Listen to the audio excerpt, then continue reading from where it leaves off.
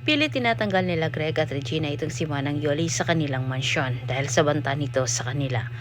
Ngunit si Manang Yoli mas lalong ginaganahan na magpupumiglas para sabihin kay Marge ang totoo. Nagtagumpay ang mag-asawang Torrecampo na ipabitbit itong si Manang Yoli sa mga parak.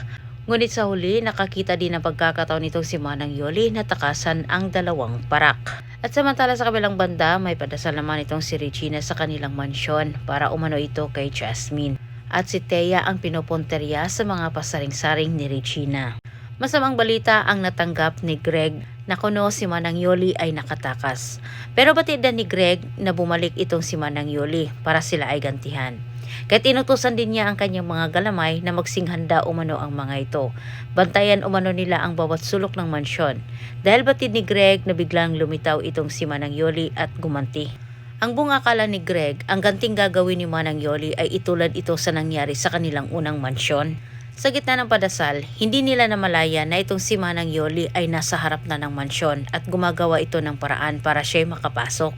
Hanggang sa ito ay nakakuha din ng pagkakataon na mapasok ang mansyon. Tilang inaadya ng panahon.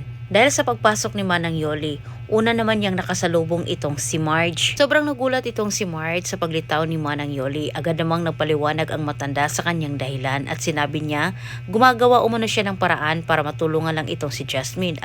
At ang hawak niyang katotohanan, ito umano ang bukod tanging makakatulong kay Jasmine. Sabay abot sa DNA test nilang dalawa ni Ashley at Paulo.